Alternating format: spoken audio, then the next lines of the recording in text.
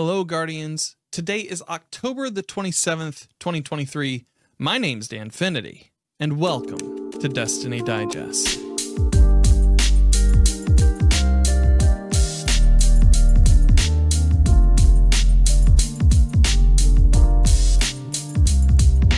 First of all, thank you guys so much for your support of the show. It means a lot to me that you guys keep coming back week over week to check out the news of Destiny 2.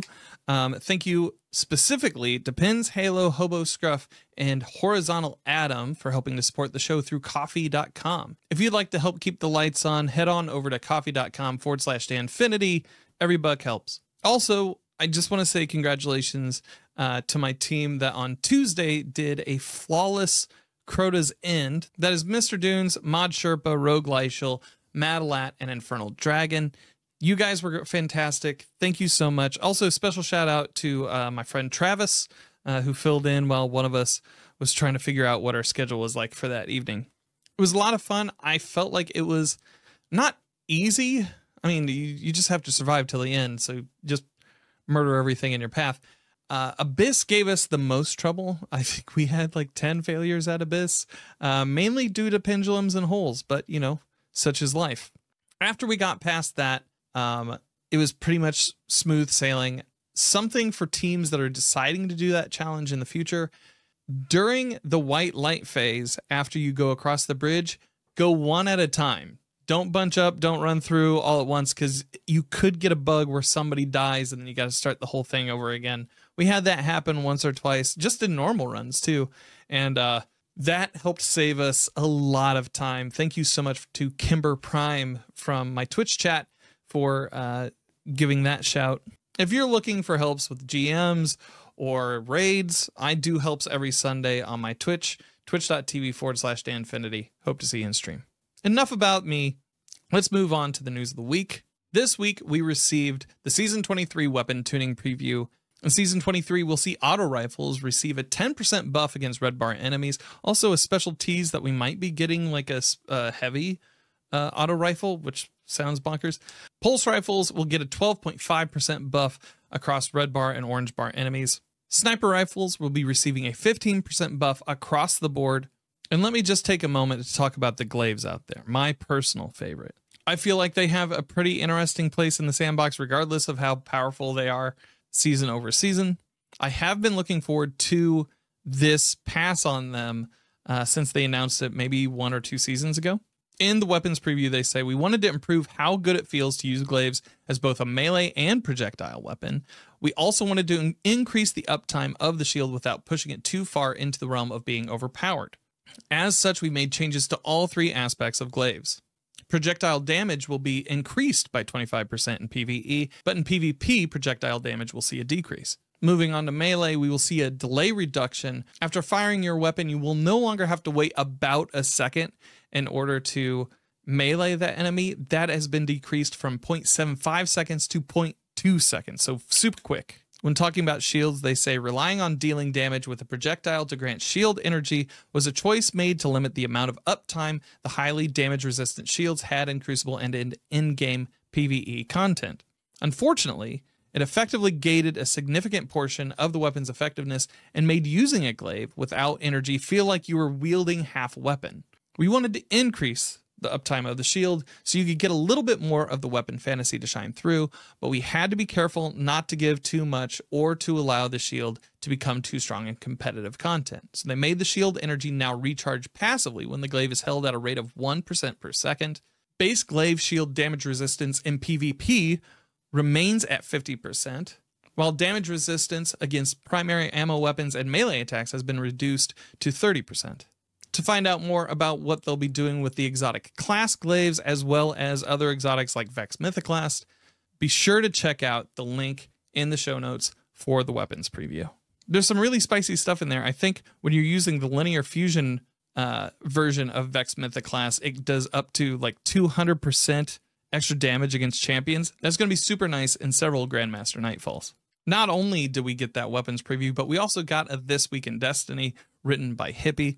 In it, we saw all the victors in the cosplay contest as well as the pumpkin carving contest. I think my favorite of them was the little pup that was dressed like a war beast. Congratulations to all the winners on that contest. Other changes coming to Season 23 that we learned about in the TWID. Starting on November 28th, you'll be able to access your vaults while in space, with more possible access points being looked at for future releases. I know that's going to save me and several other people that I know a lot of time when we're going in and searching for items. Unclear, however, whether the bug for pulling items from the vault for your builds will be touched in any of this. At the time of recording, they hadn't commented on that. Ghost mods in Season 23 will receive an energy rebalancing for more bang for your buck. And when you go to Rahul, enhancement prisms will now break into 5 enhancement cores up to 3 times a week for a total cost of 7,500 glimmer per week. So if you're starving for enhancement cores like I am, I'm constantly trying to craft things right now. That's going to be a really solid quality of life change.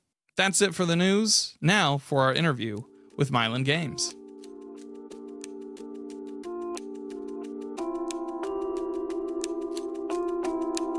All right. Hey, Matt, Mylin, thank you so much for joining us today. So early. Yeah, it is a little bit early, but this is my new schedule anyway. I'll be up at 5 a.m. Looking after the baby. Yeah, dude. So how has that changed your perspective on content creation? Well, I'll tell you what, it's definitely added a lot of pressure. I'm sure. Going full time in content creation, for nearly most of the YouTube stuff, it's been a side hobby while I've had another job, and kind of waited to the last minute to go full time, which maybe wasn't the best decision coming to the end of Destiny. But yeah, look, there's more pressure to have videos perform, really, so you can pay your mortgage and do all this and that, and then plus on that, you don't really have a bunch of spare time anymore. You know, there's things that needs to happen before you start streaming, before you start YouTube, and when you finish. So the time pressure is a bit harsher too. So yeah, it's been tough. Yeah, on my end, it's normally my ritual is like half an hour before, just kind of like get in the mindset that I'm going to be live and I'm going to be in front of people, and then that's it. But when I'm doing YouTube, it's mainly this show for primarily most of my content creation. For you, like you have to write scripts. You have people that are working with you to write scripts and gather research. How much of your time is primarily just that? Well, yeah, more recently, I had for this season actually, which didn't quite last that long. I got a lot more people to help write. I've had one person helping research and writing for a little bit longer. Just because I kind of remember everything, and they're like a little encyclopedia on Destiny, which makes making Destiny lore videos a lot quicker. I think when you watch a 10-minute video, like, oh, that was nice, but it's like for many years, you know, there's like a week worth of research sometimes in a single video, and it gets easier the longer you do it. But having people that can go out and like research something for you and find corresponding Grimoire cards and lore tabs like shaves a huge amount of time off. And so this season, I pretty much got down to probably half a day, if not a day of editing scripts rather than just writing scripts, and then the rest audio, and then sending it off to someone else to edit it too as well. But I mean, that's all come crashing down pretty quickly. I thought this was a good season, but I think the interest in Destiny's slowly fading off. I think people have maybe kind of accepted they might be leaving at Final Shape, and I mean, personally, I've found there just hasn't been as much interest in lore videos in probably the history of my channel in the last maybe 4 weeks, really. So before we get into the what is after Final Shape conversation and like where we think the community is going to kind of go to, let's start at your beginning. Like I said a little bit before we started recording, you've done so much in the community. You're not only making YouTube videos, you've been a Twitch streamer, you're on DCP, you've also been one of the founding hosts of Destiny Down Under. What got you into Destiny initially as a first? I don't think there was anything specific. So I started making YouTube before like getting into Destiny. So it wasn't like I got into Destiny and thought I want to like make content on this. I actually worked with a not-for-profit, and my background's occupational therapy, and we were making custom recreation equipment for kids and adults with like disabilities. And one of the often requests we got were like accessibility controllers. And I was like a big gamer, so it was something that I was like pretty passionate about. And when I left that company, I was like, hey, I want to like do more like gaming and health disability work. And I thought a YouTube channel would be a good way to start it. It turns out YouTube's really fucking hard. And I just think I just started, I realized that it wasn't something that was going to work straight away, and I needed to do things that people were interested in and relevant for.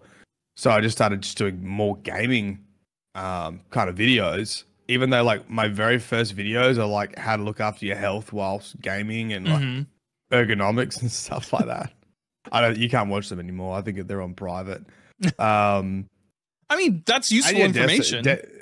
Destiny was literally coming out like the month that I started making YouTube videos. I think my first video was The Last of Us, just to like practice like editing. And then Destiny came out, and I was pretty generic, just trying to make something work. I was unemployed at the time, and I was just kind of just seeing what worked on YouTube. Yeah. So have you always been interested in the lore of different games, or was there something specific about Destiny's that you like kind of grabbed onto? I was like so far away from lore. Yeah. I don't think I've ever read lore before Destiny, which I think people might find surprising, because I think people that really like lore and story have always done that kind of stuff. But I kind of fell into it. I made videos about everything else. I did guides.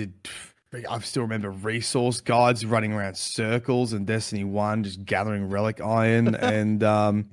And I happened to look at the Grimoire, and, you know, even though it was literally the most highly criticized part of the game that you had to go outside it to read, and I read some of it, I was like, hey, this is pretty good. And then I looked at like, saw nobody making videos about it. I was like, I would try that. And I think I made a video about Oryx that took off, got like 100,000 views or something. And I was like, okay.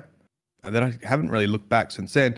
I do enjoy like, I've always been pretty good at like analyzing, like reading something, analyzing it, breaking it down, thinking about how the author, or in this case, the game developer, would want to convey certain themes and messages, and how to explain that. And yeah, whether people know it or not, nearly all of my scripts are just year 12 like English essays. That's basically how I write them. Yeah.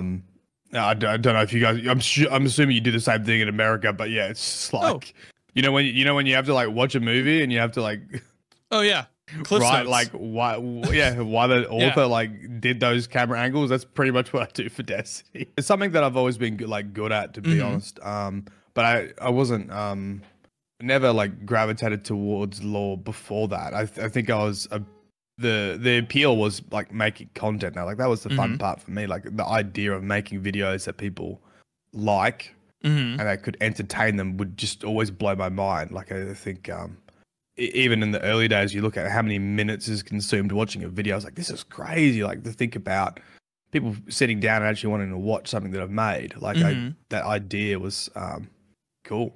And the cumulative time that approaches in that of like, oh, this video has lifetimes of views.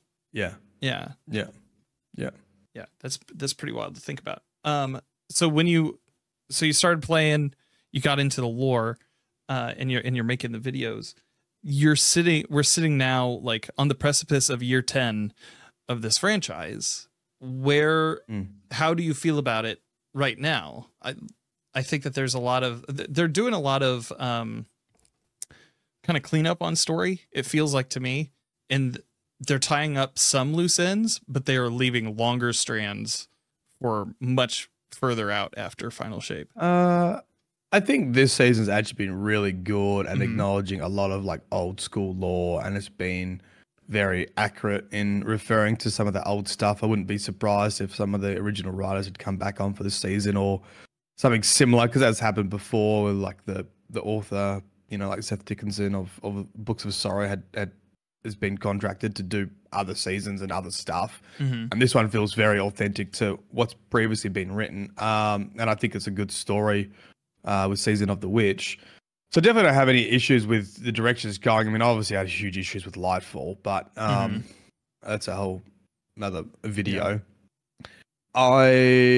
I don't think, like, since Lightfall, then I don't know if you've read some of the narrative teams, like interviews about these seasons and being the most interconnected they've ever been and leading up to the final shape. And I personally haven't noticed a huge difference. They feel like pretty typical seasons and how they're connected to each other. And I not quite on board with that. I don't have an issue with it, but I do feel like they feel like normal Destiny seasons, and they lead into one another, and they eventually lead into the expansion. Like, I think that's pretty classic for Bungie. So I haven't really noticed anything crazy different leading up to Final Shape, story wise. Yeah. Like, it definitely feels like going through the portal in the Traveler is like the C story right now. Like, the B story was like the Asa and Eris connection, and then the overarching one for me was felt like a redemption of Eris as a character across all of her time in Destiny, from when we first found her as a victim to her confronting her demons, and then now into like using that power to best some of the like biggest hive gods we've met. That seems like that was the overarching story of this season. Yeah, I mean, that's what they typically do, is they have something front and center, and then like the overarching narratives in the background, you know, working towards in this case, the portal, right, to get through the portal into the Traveler, which is crazy because Savathun never revealed what the whole season was supposed to be about that. But like you said, yeah, Eris is obviously front and center, and you know, I'm expecting next season we'll do something similar. You have this big character development, or you have this redeeming arc or whatever, but you know, you're meant to be trying to get information about traveling into the Traveler, going through this portal. That's what the seasons are meant to be interconnected by to lead up to Final Shape. So maybe we'll find out what we already know about the portal from Savathun, because apparently we already have the answer and it's just sitting in front of us, so we can already get through the portal next season.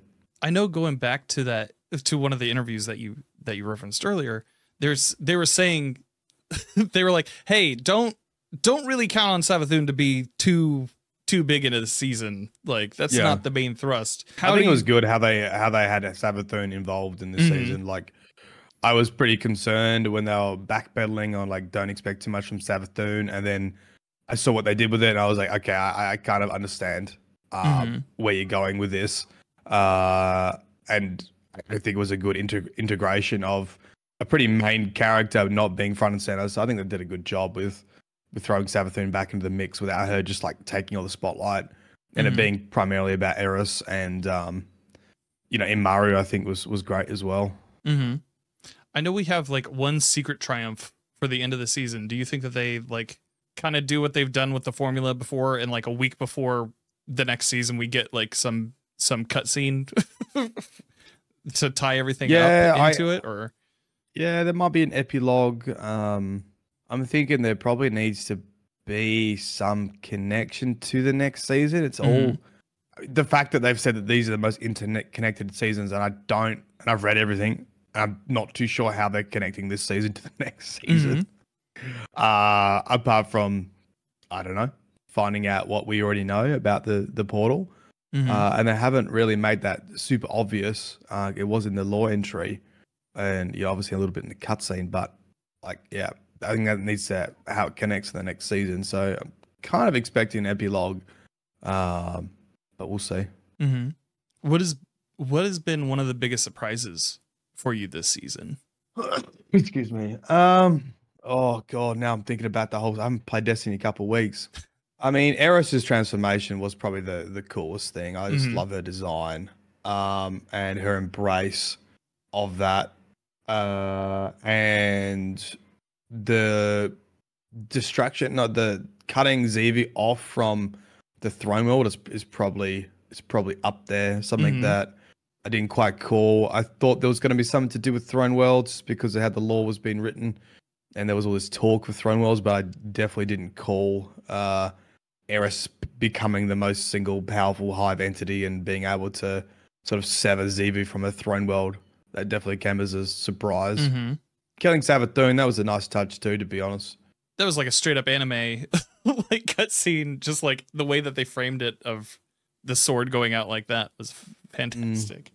But yeah, it's a nice callback to the Books of Sorrow too. Like it's exactly what Oryx did to get the power to kill Akka and get the Taken King powers. Like it's kind of nice honor of the Books of Sorrow with Eris doing the same thing as Savathun that her brother did.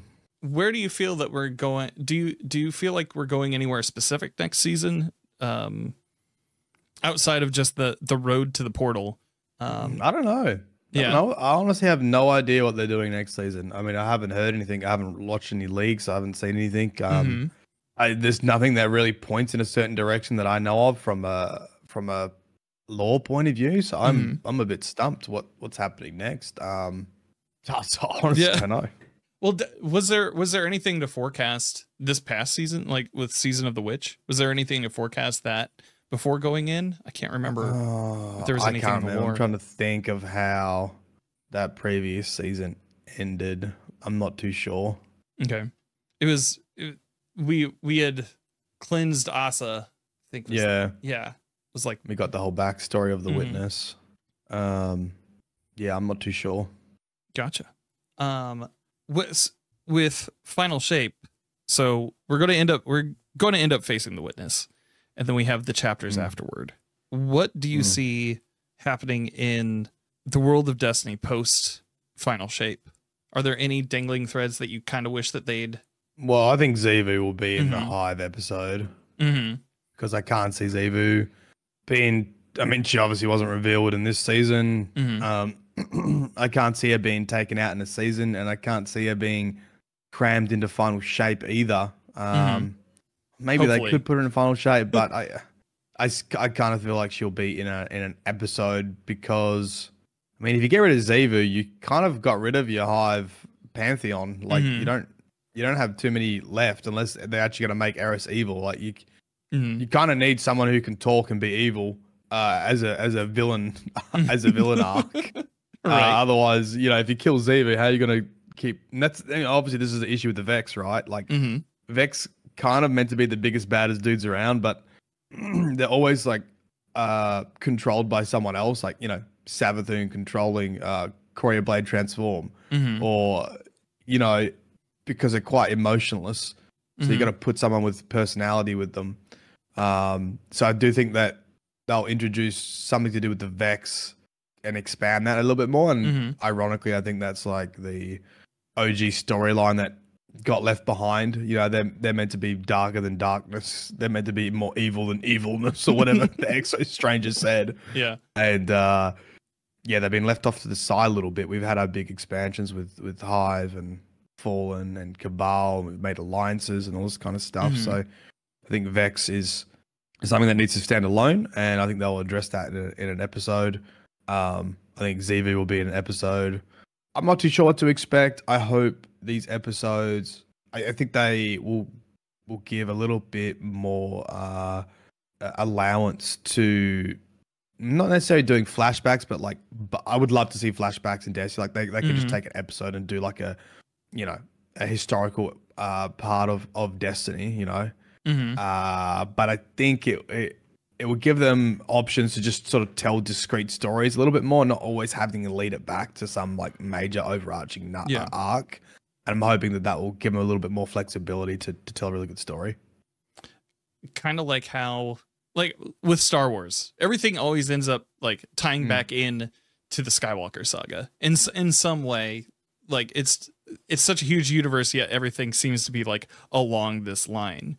Do you want the episodes to do that more than harken back? No, I think they can just be like their own thing. And I hope Bungie just go to, because I think they've been getting better at telling, like introducing new people to the story and giving just enough background information that you understand what's going on. And I'm kind of hoping that's the way the episodes will go. Like, you don't need to understand 8 years of Destiny lore to like know what the hell's going on. Yeah. You can kind of come in and play episode 1 or whatever they're going to call it. The first episode after Final Shape, and it just be a complete story by itself. And obviously it's just written in the Destiny universe. Like, that's kind of think what I think they're going to do with it. Yeah. More Mandalorian than Rogue One. Yeah. When I remember watching your videos around Maya Sundaresh and Neomuna messages last season. Do you feel like that comes into play in the Vex episode? Yeah. Now I got me thinking, what happened with that again? They founded Neomuna, and then they founded Neomuna. They did a bunch of experiments, where I believe several of the that's right. It was the old Veil stuff, wasn't it? They did like a weekly Veil lore on like Maya Sundaresh and Chioma Essie, and she going, yeah, this should be a great villain. Yeah. I think I said that in the video. I think if they want to give a voice to the Vex, having like Maya Sundaresh coming back through a little bit like Ashamir, but as like some Vex overlord, yeah, that'd be cool. For sure. So I know, like, recently you've been playing more games outside of Destiny. You've been playing, I believe you played a little bit of Lords of the Fallen recently and weren't really impressed by it. But what, and you've made a few marathon lore videos. Where do you see your channel? Where do you see your content going for after the Final Shape? Are you going to keep hitting Destiny as hard as you had previously, or are you looking to make more variety on your channel?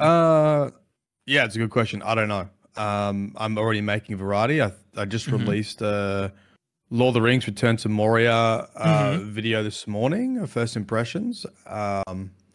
Turns out I found a more fanatically blind community than Destiny. Holy shit, do not piss off Lord of the Rings fans. Wow. I've never seen I don't know if you've played it or seen it, but I haven't seen it yet. It's my experience. There's so many components of it that is just bad, but it's kind of good because it's Lord of the Rings, and even if you're not like a super fan of Lord of the Rings, you can get behind it, and some of the voice acting is pretty good as well. But if you take it on a strict components of like a survival crafting, it's pretty basic. It's pretty generic. It's a generic crafting survival game that gets a lot of things wrong with a Lord of the Rings skin on it, and that's based my review. People are so angry. It's like $55 Australian. I think you need to be like a hardcore fan. Because like Valheim does everything 1,000 times better, and it's like $30 Australian or something. So it's hard to recommend. The Lord of the Rings franchise just got bought by like the Embracer Group. I think it was like last year or the year before last. They're the ones that were like consolidating a bunch of smaller studios into their grasp, and then they got a hold of that franchise. Does it feel like it was like one of those things where like, quick, let's make a quick buck off this thing so that we can like No, there's definitely some slickness to it, but like, you know, I also played King Kong recently. And I think it's quite unanimously. This is the irony part. Quite unanimously, people said it's like the worst game of the year. And the combat in Lord of the Rings is almost identical to the combat in King Kong. You like just like button smash square, and then like every now and then press triangle and like do a parry, and that's basically it. But it's got crafting in it, so it's good, right? It's as long as you add crafting into your game, it's going to be a pretty good game. If you're listeners and you like Lord of the Rings, the new Return to Moria game, that's fine, because you can have 7 other mates in it, and you all play as dwarves. And I think you can have fun with that. I think I'm harsh because it's a review, and I'm trying to justify people spend their money, and I'm lucky, and I get to buy games whenever I want. And a lot of people don't get to that. They have to save up, and I can't. There's no way in good conscience I would recommend Return to Moria over another survival game if that's what you're into. And I'd only recommend it if you got friends who want to do it, and like and you're really into crafting and you're really into like Lord of the Rings. Personally, I think it would have been a fantastic game on the Xbox Game Pass. It's Mhm. like that's the what kind of kinda game feels that like. I can convince people to download for free because they've already got their subscription on Xbox Game Pass and have like 7 people play it, because you have like 8 people play it all at once. So it's Yeah. like, yeah. Anyway, so I don't know what's going to happen with the channel. Like I said at the beginning, Destiny views have been lower than they've ever been before. And at a point where I was losing money on making a video by the time I paid people for thumbnails and scripts and editing, that I was in the negative nearly every week. And so we had to try something different. And yeah, I mean, game reviews is something that I enjoy. It's very similar to making little videos. It's about taking components, it's about breaking them down, it's about understanding how they fit together as a whole, and then putting that into some sort of script that people can understand. So I've enjoyed that. They haven't done well, but yeah, I'm looking to be full variety. I'm not too sure what that looks like yet. But yeah, I think it's very obvious that people are probably just waiting to see the end of Final Shape. They might still play Destiny, but I don't think it's going to be the main game. And for me, at least, the interest hasn't been in there in watching content. I've been finding myself earlier and earlier in seasons. I find myself looking to either challenge myself with like homemade challenges, like my Tuesday crew and we're mainly just doing flawless raids right now as a way of just getting the shader and like doing something together. And it's become less about the things that are in the game and more about like the connection friendship wise, if that makes sense. I think Destiny's been about, I think that's why Destiny's lasted for so long, to be honest. I think it's quite often been about that. I think that's why they changed their motto. Bungie changed their motto from like whatever it was, you know, we made games you play, to we develop friendships, or like, I don't know the exact thing, but it's about developing friendships, because they realize that it was one of the greatest strengths of Destiny is the friends people made. And you know, I do think Destiny is a good game. It's a game that I'm fatigued on, but you know, playing a lot of other games right now, I can tell you that Destiny is a fantastic game, and I think people need to take a couple breathers from it and come back to it, and play it more casually. And I think people are maybe starting to do that now. Play it a little bit more casually and understand that they don't need to main Destiny and only Destiny, and they can tune in for a season or tune out for a season. Yeah, that's somebody in my channel recently came up and was and said, "Hey, I've been gone for a year. Is it worth it to come back?" I was like, I would come back maybe the start of next season. Then you have like just a bunch of stuff to do, and then you're prepared right into the final shape. But yeah, I mean, I think you either come, if you haven't played Destiny a long time, that you either come back this season prior to final shape, or even just come back with final shape. Yeah, and like kind of put finish off the chapter for yourself, and like close the door and work out how this whole light versus dark saga like ends, and then just, you know, be happy. Yeah. Are there any games releasing before the end of the year that you're really looking forward to covering on your channel or just playing? Because 2023 has been kind of incredible games wise. Well, look, this is what I'm starting to have to do now, is I actually look ahead to see what games are coming out and what I might like. Yeah. So I haven't looked that far ahead. I looked ahead at this week, and it was Lord of the Rings. I thought, oh, that might be interesting. I'll get behind a survival crafting Lord of the Rings game. And then Alan Wake 2, I think, is tomorrow, day after. Yeah. I think it's the 27th. It's 26 here, so I have to have a look if might be Saturday or it might be Friday. Don't know. Yeah. I started playing the first one, really loved it. I think it's a pretty interesting story. No spoilers. Yeah.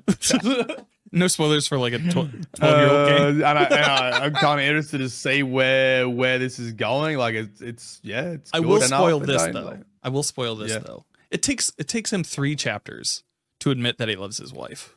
Well, I'm in chapter 3 now. Just got through episode 3, I think. Yeah. Yeah.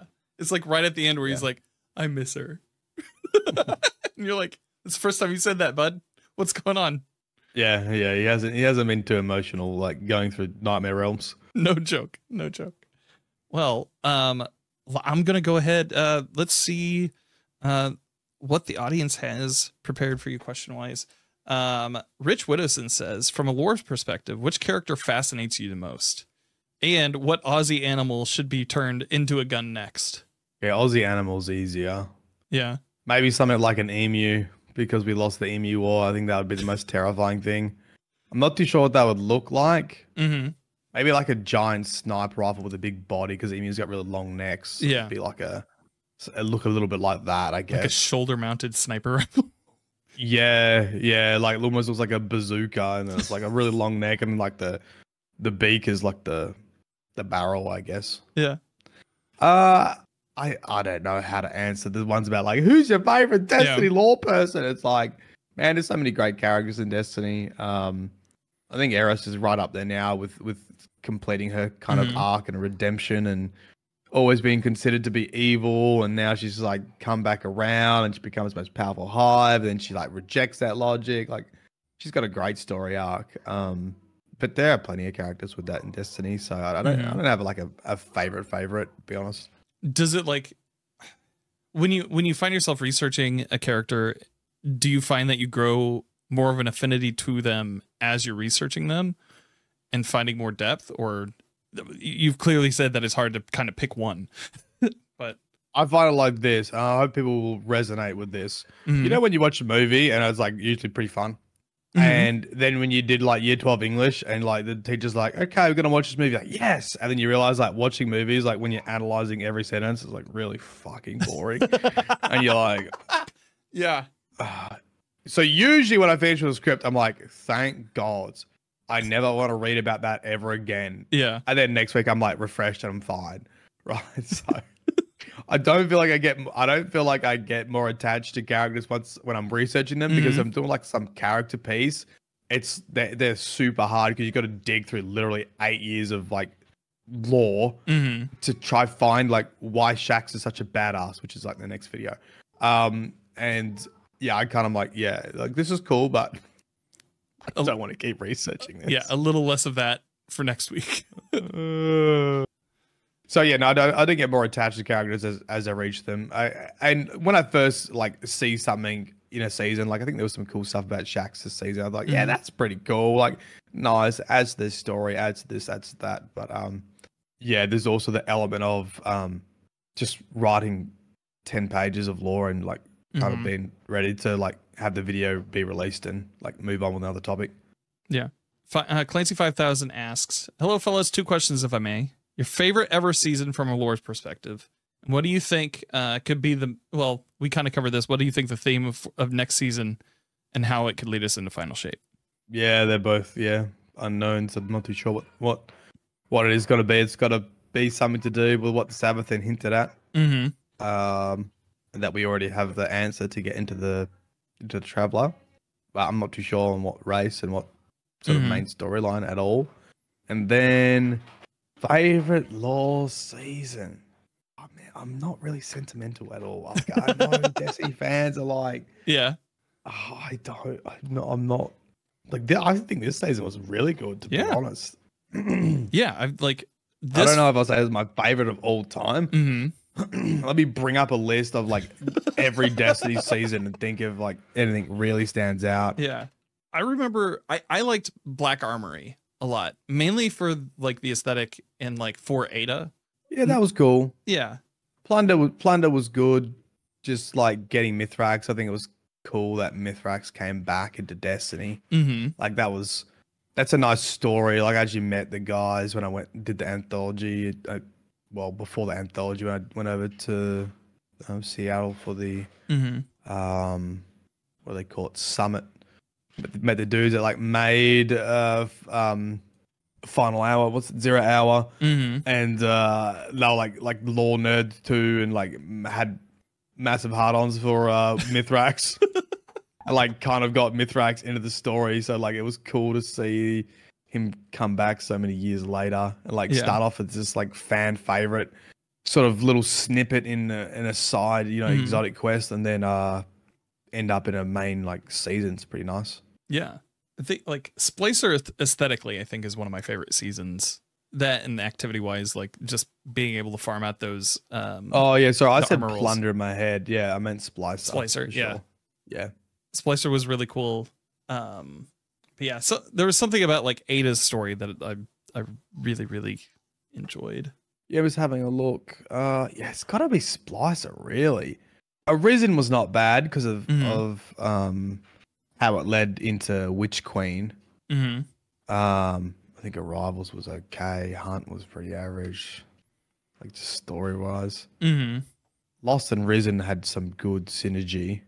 I honestly, the last 2 seasons have probably been quite good, like deep. I actually really liked Asa, what they did with that, and Season of the Witch with Eris, I thought was also really good. Like they're very strong seasons. I think the activity model is something that folks are a little fatigued on. Yeah, like I think if you just take the story though, like I think the story of these last 2 seasons have been actually really good.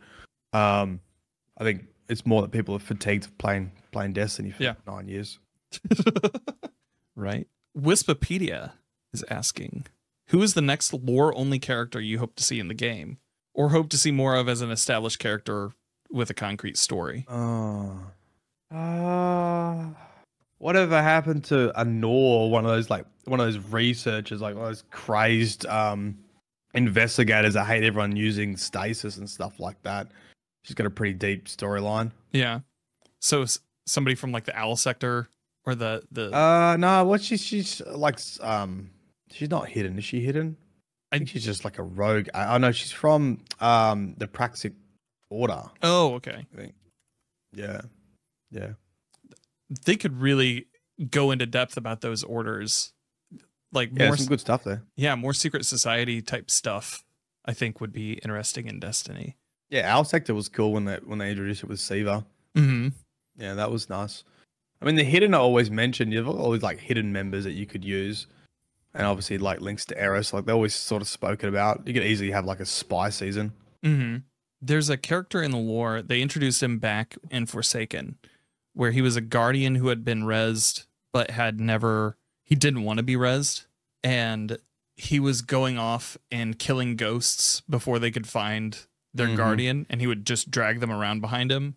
With the chains. Yeah. I think that would be super cool to just find him out in the wilderness, like just out in the wilderness. Yeah, some proper like evil guardians would always be good. There's heaps of them mentioned in the lore, but you don't really see them in game. Like it'd be nice to hunt down someone that's gone off the deep end, which I guess is similar to Anora. Actually, she's hunting down guardians too. So yeah, could kind of tie those in. Yeah.